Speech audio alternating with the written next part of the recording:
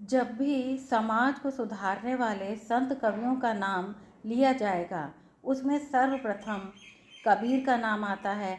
उसी प्रकार रैदास का नाम उनके पीछे पीछे साथ लग के चला आता है। इन दोनों ही कवियों ने निर्गुण निराकार ब्रह्म की उपासना के साथ साथ समाज को सुधारने के विशेष कार्य किए हैं। आपने जाति प्रथा पर बहुत प्रहार किया है, सामाजिक विडंबनाओं कुरीतियों पर लगातार प्रहार किए हैं। जाति प्रथा पर प्रहार करते हुए रैदास जी कहते हैं, रविदास सुकरमन करम सो नीच ऊंच हो जाए, करई कुकरम सो ऊंच भी तो महानीच कहलाए। रविदास जी कहते हैं कि जाति जन्मना नहीं होनी चाहिए बल्कि कर्मणा होनी चाहिए, यानी सुकरमन करन सो नीच ऊंच हो जाए। भले ही किसी का जन्म नीच कुल में हुआ हो, निम्न कुल में हुआ हो, शूद्र कुल में हुआ हो, और यदि वो इस संसार में रहकर अच्छे कर्म करता है तो समाज को उसकी जाति उच्च गिननी चाहिए।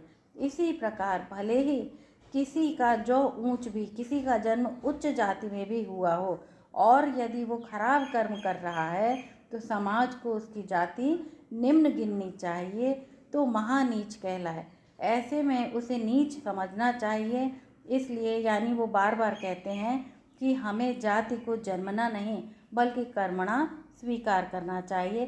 तभी समाज में सच्चा सुधार आएगा, तभी समाज में लोगों को एक कहना चाहिए कि एक प्रकार की अपनी उच्च स्थिति का भान होगा, अर्थात कहा जा सकता है कि समाज उनको उच्च दृष्टि से देखेगा। विशेष में हम देखते हैं कि रैदास ने अपनी भाषा में अपनी रचनाओं में व्यावहारिक ब्रजभाषा का प्रयोग किया है, पंचमेल खिचड़ी का प्रयोग किया है, और आपको विशेष रूप से उपमा और रूपक अलंकारों से मोह हो रहा है। आपने सीधे साधे दोहे, साखी और पद छंदों में अपने हृदय के उद्गारों को बहुत ही सहजता के साथ समाज के सामने स्पष्ट किया है।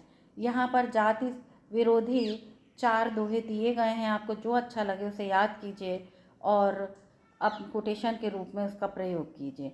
ऊंचे कुल के कारणे ब्राह्मण कोई न होए। रैदास की कुछ और पंक्तियां हैं, जन्म जात मत पूछिए का जातु अरुपात। और इसी प्रकार जात पात के फेर में उलझ रही सब लोग, मानुषता को खात है रैदास जात करो। ये बार बार बहुत प्रमुख है, इसे ज़रूर याद कीजिएगा। और ये तो आपको याद ही होगा कबीर का, जाति पाति पूछे नहीं कोई, हरि को भजे सो हरि को होए। इस प्रकार इनमें से किसी एक का चुनाव करके या 2 का चुनाव करके आप अपने प्रश्नों को अच्छा बना